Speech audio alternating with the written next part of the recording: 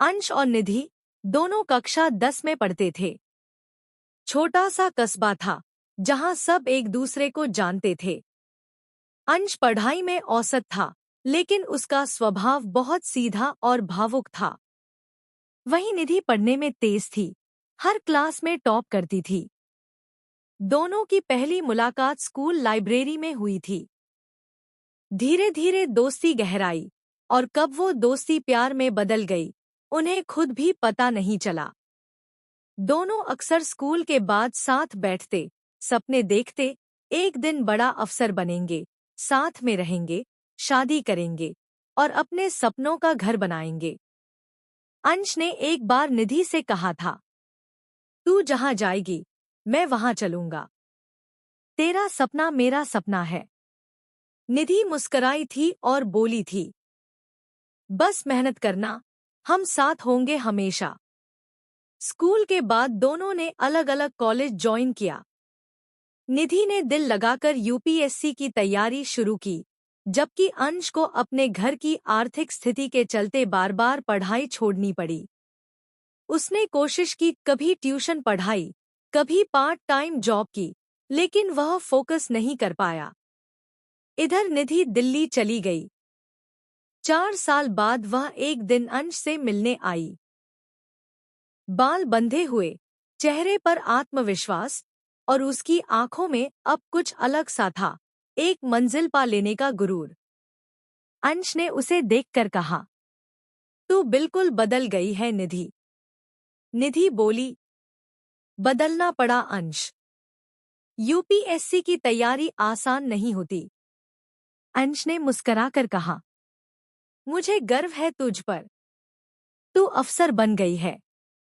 अब हमारा सपना पूरा होगा, ना? उसने जवाब दिया, अंश, मैं एक सच्चाई कहना चाहती हूँ। मुझे तुमसे अब भी लगाव है, लेकिन मैं अब किसी ऐसे व्यक्ति से शादी नहीं कर सकती जो जीवन में स्थिर नहीं है। मुझे एक ऐसा साथी चाहिए जो मेरे बराबरी का हो। और तुम अब भी भटक रहे हो। अंश की आंखें डबडबा गईं। तो मेरा प्यार अब लायक नहीं रहा? निधि शांत स्वर में बोली, प्यार सिर्फ इमोशन नहीं होता, अंश। जिंदगी हकीकत से चलती है। उस रात अंश बहुत टूटा हुआ था। वह घंटों अकेले छत पर बैठा रहा।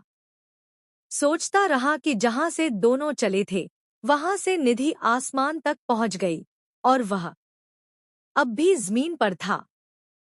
लेकिन फिर उसके अंदर कुछ टूटा नहीं, कुछ जग गया। उसने खुद से कहा, मैं उससे प्यार करता हूं, इसलिए उसे दोष नहीं दूंगा। लेकिन अब खुद को साबित करना है, अपने लिए।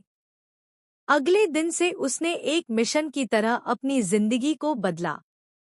उसने एक स्टार्टअप शुरू किया, छोटे गांवों के बच्चों को यूपीएससी की तैयारी कराना। दिन रात मेहनत की। 1 साल बाद ही उसकी मेहनत रंग लाई। यूट्यूब चैनल, ऑनलाइन कोर्स और देश भर से छात्रों की सराहना मिलने लगी। 5 साल बाद एक बड़े एजुकेशन समिट में अंश को best young entrepreneur of India का अवार्ड मिला। वहीं पर एक महिला अफसर भी इनवाइटेड थी, आईएएस निधि वर्मा। स्टेज पर जब अंश बोल रहा था, उसकी नजर निधि से मिली। वह हैरान रह गई। वह अंश अब हजारों युवाओं की प्रेरणा बन चुका था। कार्यक्रम के बाद निधि उसके पास आई।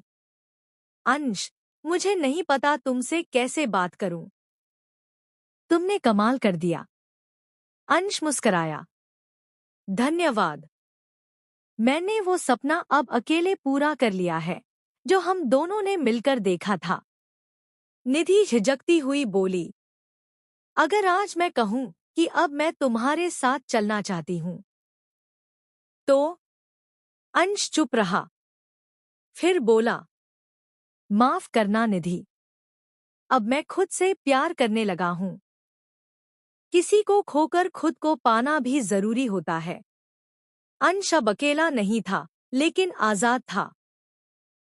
उसका प्यार अधूरा था, मगर उसकी पहचान मुकम्मल थी। कभी कभी अधूरे प्यार। इस तरह की कहानी सुनने के लिए चैनल को लाइक सब्सक्राइब करें, साथ साथ वीडियो को ज्यादा से ज्यादा शेयर करें।